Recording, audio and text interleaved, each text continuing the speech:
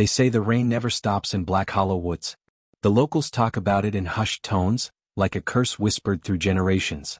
Maps rarely mark its location anymore, and GPS simply spirals into static when you get close. But that didn't stop Callie from going. She was a storm chaser, obsessed with weather anomalies since childhood. To her, Black Hollow wasn't a place to fear, it was a phenomenon to document. The idea that a forest could be locked in eternal rainfall thrilled her. So she packed her gear, ignored every warning from the locals, and ventured toward the drenched veil of trees. The road to Black Hollow was muddy and narrow, barely clinging to the edge of a moss-covered ravine. Her tires groaned in protest. The rain had already begun, light at first but relentless.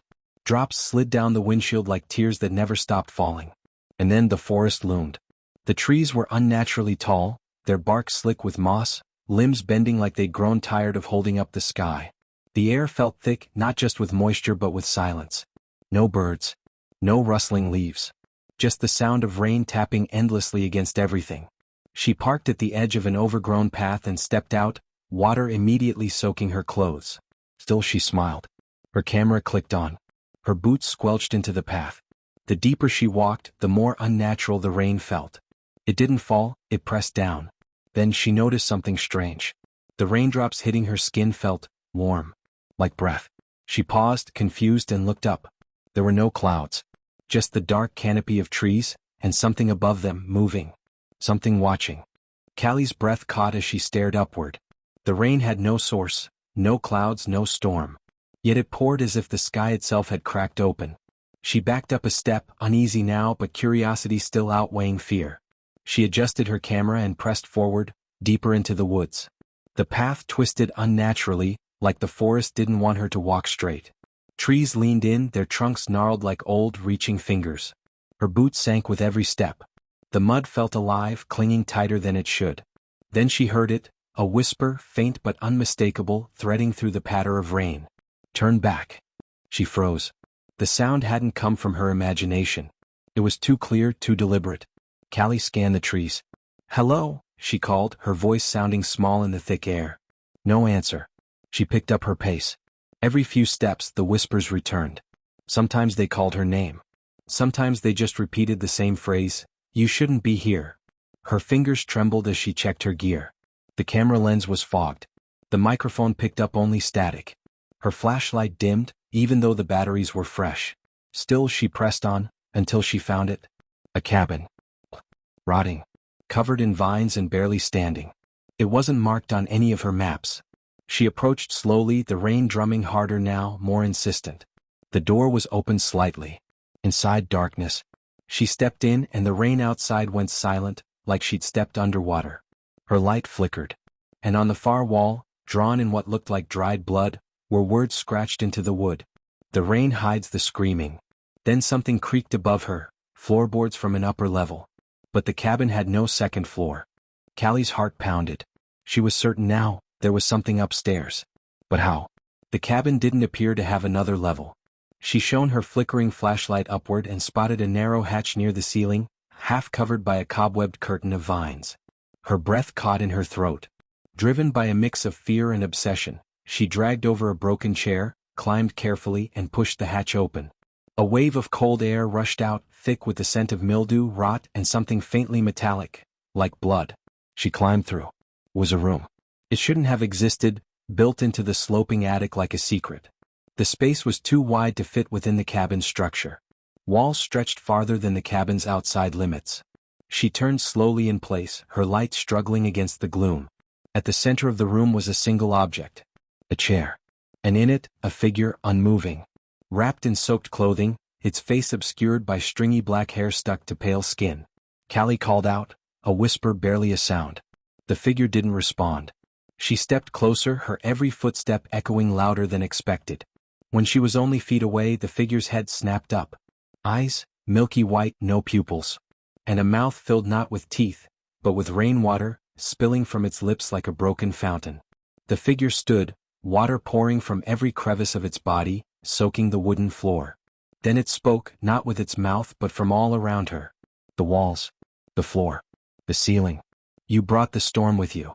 Callie screamed and backed away, falling hard through the hatch and crashing back into the room below. Her flashlight shattered. Rain had returned, pounding on the roof like fists. But she wasn't alone anymore. Something had followed her down. Callie scrambled to her feet, lungs heaving, eyes wild in the dark. Her flashlight lay in pieces. Rain hammered the roof above like 1,000 drumming fists. The whispering had returned, louder now, circling her like a chant. "You brought the storm. You brought the storm?" She fumbled for her camera. Its screen flickered erratically, but through the lens she caught a glimpse of the figure, not human, crawling out of the hatch. His limbs were too long, bent the wrong way. Rainwater gushed from its eyes, from its mouth, from the seams of its pale, bloated skin. Wherever it touched the floor, mold bloomed instantly.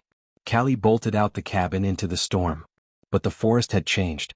The path was gone. The trees had shifted, closer, tighter, closing in. Every direction looked the same, endless rain and the skeletal outline of trees stretching into shadow.